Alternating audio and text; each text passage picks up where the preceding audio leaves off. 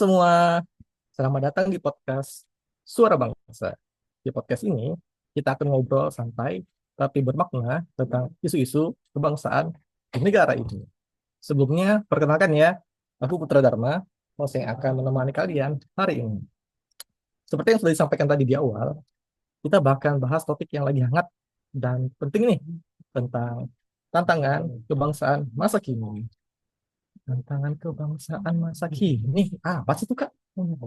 Emang apa aja? Nah, di sini nih, teman-teman akan kita jelasin hal-hal terkait dengan hoax, ujaran kebencian, uji online, polarisasi politis, dan KKN. Di sini, untuk buat tantangan tersebut, aku nggak sendiri loh teman-teman. Di sini ada teman-teman CPNS-CPNS yang hebat banget. Yang kita akan ajak orang, kita akan ajak ngobrol bareng dengan kita. Halo semua, Halo Mas. Halo. Halo.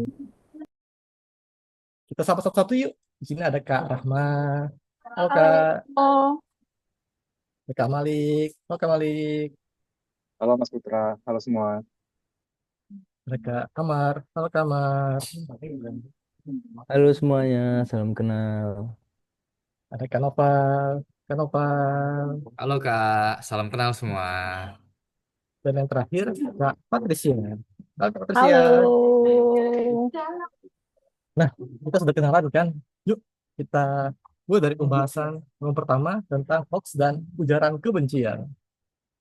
Kak Rahma, boleh nih Kak, di-share sedikit tentang hoax dan ujaran kebencian ini Kak?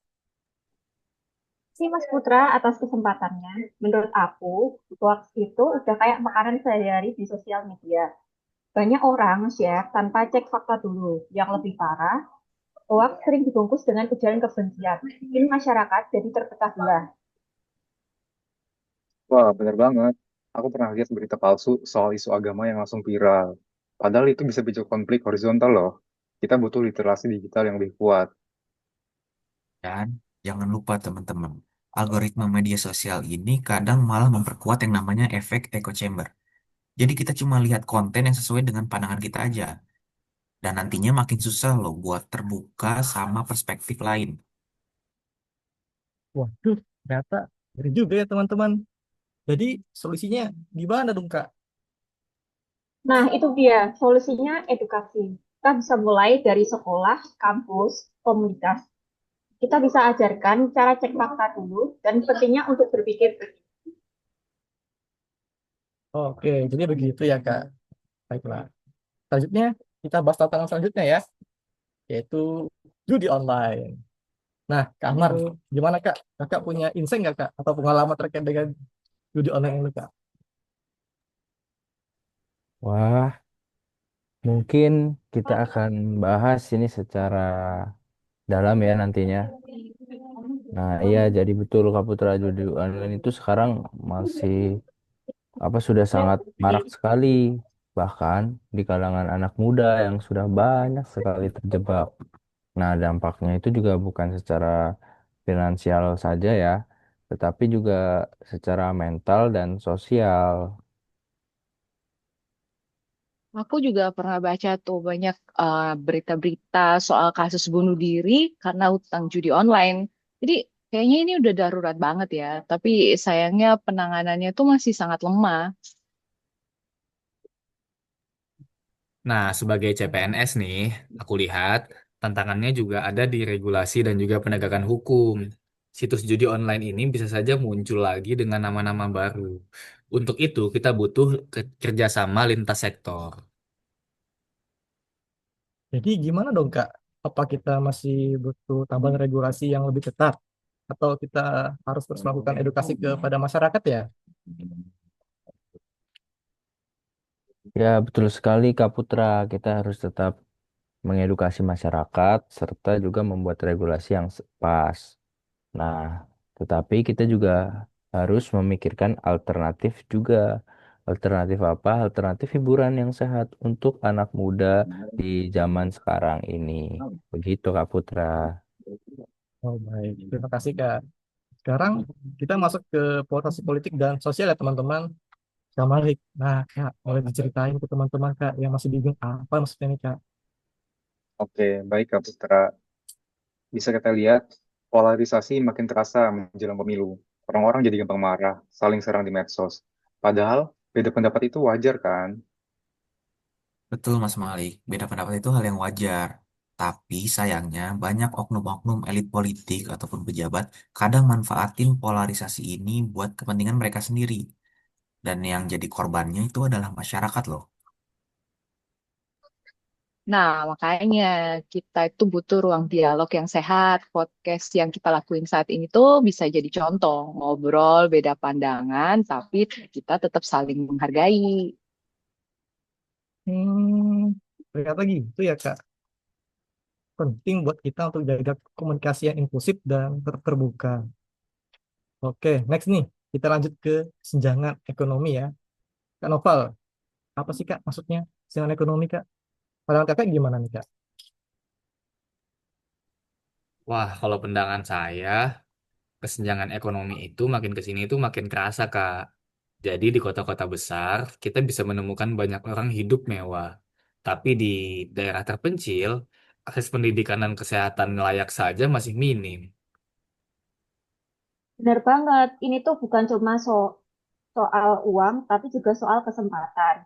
Banyak anak muda di daerah terpencil gak punya akses ke teknologi atau bahkan pelatihan kerja. Nah, itu betul banget tuh. Nah, solusinya gimana? Nah, solusinya itu sebenarnya banyak sekali. Tetapi salah satunya itu ada juga bisa lewat pemerataan pembangunan dan digitalisasi. Nah, tetapi semua solusi itu juga harus disertai dengan pendampingan bersama. Oh gitu ya Kak. Jadi kita butuh kebijakan yang berpihak pada daerah-daerah tertinggal dan kelompok rentan gitu ya Kak ya. Ya, Oke, oke. Nah, ini Kak, kita masuk ke sesi terakhir. Kita akan bahas terkait dengan KKN. Kak Patricia, tolong dijelaskan nih Kak. KKN nih Kak, gimana Kak? Kalau KKN itu kayaknya penyakit lama yang belum sembuh deh ya. Banyak kasus korupsi yang melibatin pejabat tinggi. Terus ya pastinya bikin rakyat kecewa sih. Betul banget, Kak Patricia. Selain itu, kolusi dan nepotisme juga bikin sistem yang jadi nggak adil. Orang-orang yang kompeten malah kalah sama yang punya koneksi. Betul. Sebetulnya yang kita butuhkan itu adalah transparansi dan partisipasi dari publik. Padahal di zaman sekarang kan kita udah bisa menggunakan teknologi untuk membantu kita. Misalnya menggunakan aplikasi seperti e-government. Nah, sebagai aparatur negara nih, aku ngerasa penting banget bagi kita untuk menjaga integritas. Karena kita itu harus jadi contoh bagi masyarakat. Nah, aku setuju banget nih sama Kak Nova. Semoga kita semua sebagai ASN punya semangat kayak kakak-kakak sekalian nih. Nah, itu tadi tantangan terakhir di masa kini. Obrolan kita hari ini padat dan penuh insight ya semua.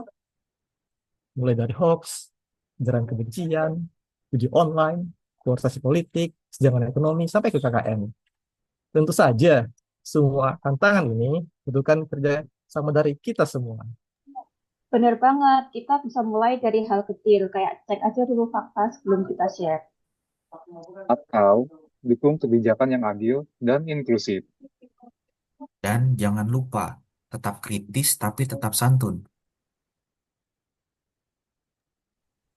dan yang paling penting juga kita harus tetap menjaga mental kita dan jangan sampai kita tergoda untuk judi online.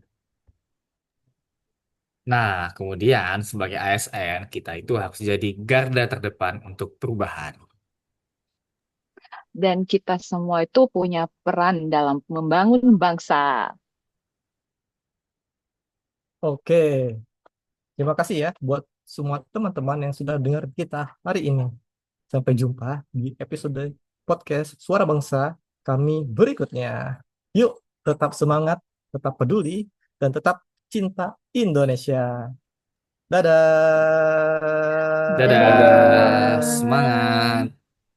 Terima Dadah. kasih. Terima kasih.